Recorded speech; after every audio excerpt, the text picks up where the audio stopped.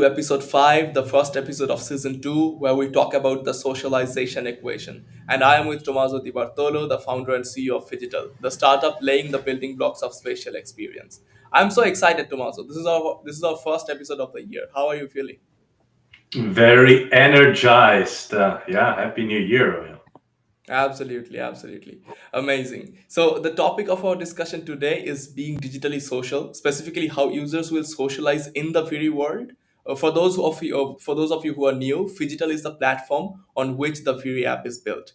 With that being said, so Tommaso, tell me about the co-creation and what the co-creation will look like in the initial phases of Phygital and Firi, and what do you expect it to be like when the platform reaches its maturity?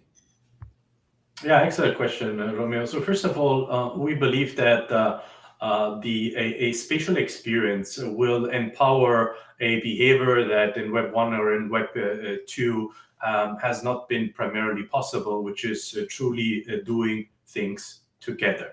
Right? So, and what I mean with that is really bringing the we into the web.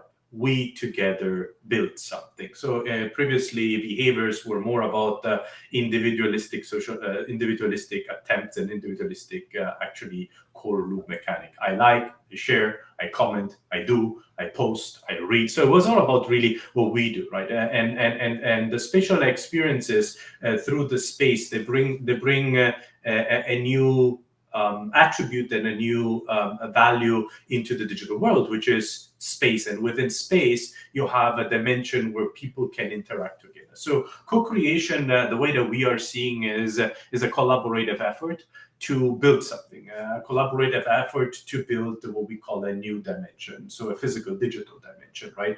And we provide the user the narrative and technology for them to be the co-creator of this new physical digital dimension. So imagine that the students on campus that live obviously in this, let's say, disconnected analog campus of the physical world can now collaborate in creating a more fun Canva on top Yeah. of campus, right? So imagine that at specific locations on campus, the library, coffee shops, high foot traffic locations, you can have now point of experiences that are basically spatial immersive experiences available and to be seen and accessible through your mobile phone first, right? Where you can mingle, co-create with others. Let's call it decorate, right? Let's call it collect points, discover things, and become the co-creator of this ever-changing world, right? Absolutely, yeah, that's amazing. So let's look at it from the psychological perspective a little bit.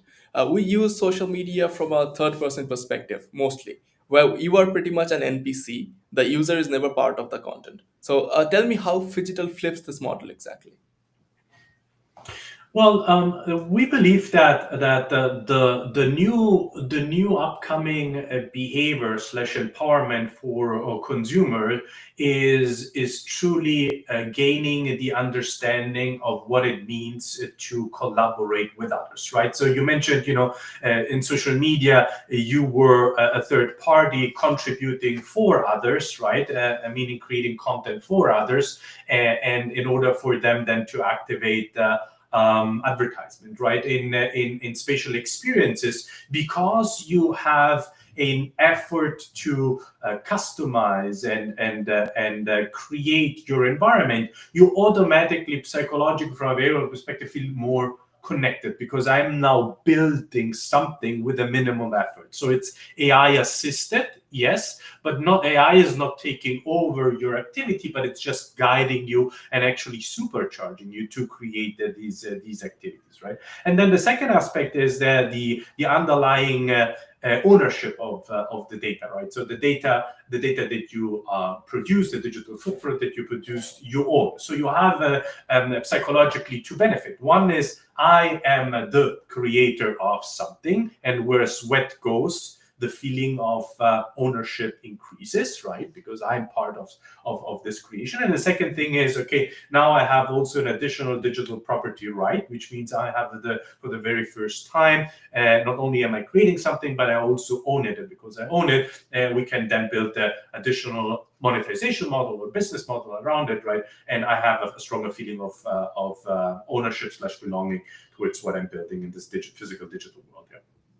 Yeah. Uh-huh. That's interesting. And one of the use cases, that the way that you are bringing in the collaborative process is through questing initially, right? And so far, when we talk about questing, it brings into mind what the Web3 world does is basically sending people to like and comment. But you are actually doing something collaborative with different universities and students, and you are bringing them to a physical location to create something that is going to be digitally evergreen, and it will remain there, right? So tell me a bit about that and what you are building on the Viri side of things.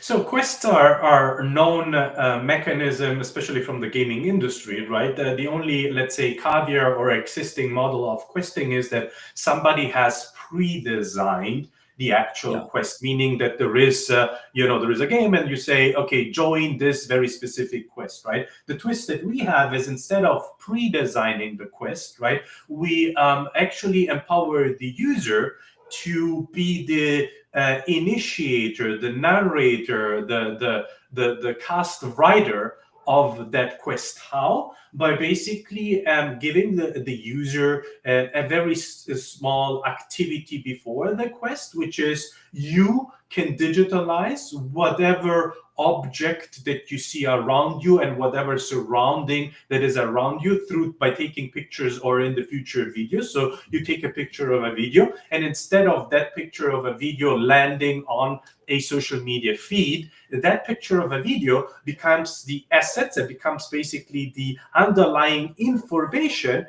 that creates the quest environment or the quest narrative. In simple words, we transform images and video footages in the future, right, into game-like experiences. So when I say game-like experiences, that the narrative is very tight. The narrative that invokes and encourages the user to join the quest, the titles, the story, the call to action, are tied to the actual footage that you provided, right? That is something that is not known so far. That is not been done so far, and therefore we need a period of understanding and evangelization. And it goes in the direction of, wow, the picture that I've been taking so far, 90% stay on my phone, and a small percentage lands on a feed. But now things like Viri can take it beyond, and that footage can become the um, the essence for you to meet others. Why? Because it's building those quests that vice versa Yeah. have other people in there, right? So, and that's kind of the process, and how we are approaching this core loop mechanic with students on campus, right? Right. And the more the Viri platform evolves, the more intricate and the more elaborate the quests are going to be, right? They're bespoke in so far that the quests are a result of your life ultimately, right? Of your visual life. What you see is almost what you quest, if you so want, right? In a Uh-huh. in a Yeah. in an extended version, right? And in terms of elaboration, they will become always more understanding towards your affinities, right? So if you took a picture of say your new sneakers and your fashion, your jeans that you bought, right? Maybe you have quests that are around fashion and running, right? So they become more elaborated in the sense that they understand you, and they understand your contextuality of where that quest is taking place. And by understanding you and your contextuality, you get then recommended slash introduced to like-minded peers. So, you mentioned previously the word NPC on playing characters, right? Which is here not the case, but you meet actually people that over the last 48 hours had a very similar affinity. Meaning, I also took pictures of my new gears or my new fashion. What if we do something together, right? So this ever known methodology of connected with like-minded, we took it actually the next step in saying you connect with like-minded within a geolocation and a very similar affinity over the last 48 hours, and you put them together, right? So that's in a physical digital activity, right? That's what we're That's doing. cool. That's cool. And you are setting the parameters of being like-minded and geolocation. Do you ever plan to free the parameter of geolocation to say, instead of we restrict people from into a geolocation, we free them up, and anyone from the any part of the world can participate in a specific quest for something like, let's say, someone a group of people likes hiking, and they go up there and they create their own content, and they essentially create their own XFTs. So how do you feel like that? Is that something that you have in your mind, or do you think it will be geolocated permanently? The geolocation aspect is for two reasons. One is a fundamental reason, right? Again, we talk physical digital dimension.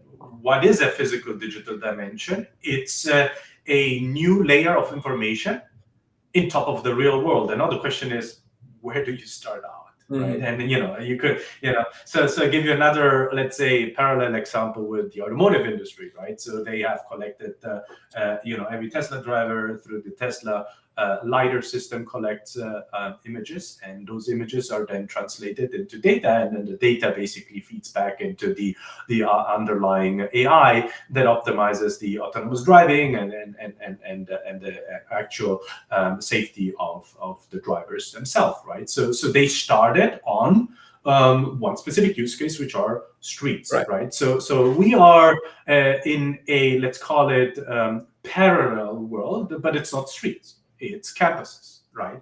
And we are not for drivers but for students, right? And that basically helps us understand the environment, really the 3D, the world environment, that we convert then into a 3D a 3D environment, and that 3D environment becomes then the canvas slash the playground for the user to move in, and therefore we need a geofenced location at the beginning, right? So also the second aspect of geofencing is because geofencing within this physical digital experiences creates a certain level of density, right? The density of, okay, I have an experience here at the coffee shop, and then the next door I have also a geofenced location. So students will be in the vicinity discovering multiple point of experiences for them to become the co-creator and expand the co-creation and mingle and meet others, right? And that density creates a habit, because now I say, oh, if I'm at that location, I can find multiple experiences, and if I find multiple experiences, then I create a habit, and once I create a habit, I basically can then take it into the next phase, which will definitely from the campus expanding the territories into most potentially then downtowns, right? When we have a certain Yeah, adoption. yeah. And density also inspires more creativity because you're seeing so many other people create so many different things. Yeah. Exactly. Yes, you are inspired by doing and contributing towards it. Very Yeah, good. yeah, that makes so much sense. Thanks. Yeah, so look, Fidgetal's mission is amazing. The whole team is inspired, they're dedicated to build and make it into a reality. So, what are you looking forward to in 2025? Where do you want to see Fidgetal by the end of this year? I foresee that in 2025, the market itself will be maturing into an acceptance that, especially spatial experiences, the entry point of spatial experiences will be mobile phones. Right now, when you say spatial slash augmented reality overlays, right, everyone still thinks of 10, 11 years ago, the Pokemon game that everyone's obviously knows and or is aware of, right? But I believe that over the next 12 months, giving the iOS and Android advancements for spatial, we will have a multitude and a serial applications that will help mature the understanding and acceptance of, wow, spatial through mobile can be actually pretty fun. Yes, you will be seeing folks running around like this, right? Before we move then into smart glasses. So it's really the beginning of the underlying smart glasses. I believe that smart glasses by the end of the year will have initial very focused use cases, not just in the B2B industry, which is easier, but also in the consumer space, right? And that's what we see ourselves as Phygital to be in pole position, right? Not just as an application layer for the smart glasses, but actually with a new behavior, Mhm. right? And that's actually the main challenge, Romeo, right? So this physical digital core loop fun behavior, right? For a consumer that we are starting out. So that's the one thing. The second thing is we are going to have a very rapid understanding of blockchain becomes more and more a very fundamental underlying infrastructure for the user to validate the data um, truly origin, right? I mean, we have seen over the last month that AI has accelerated rapidly any content creation, right? So everyone now can create beautiful things within just a couple of prompts, right? But so what, right? So what does it mean for a human being, right? So people will be soon asking, but who did it? Who participated in it, right? Is this real content? Is this a real person? And the underlying infrastructure of blockchain is just screams for the value that it creates with the AI together, right? So blockchain and AI in one, and then the layer of spatial. So it's going back to really advancing very strongly into AI, blockchain, and AR.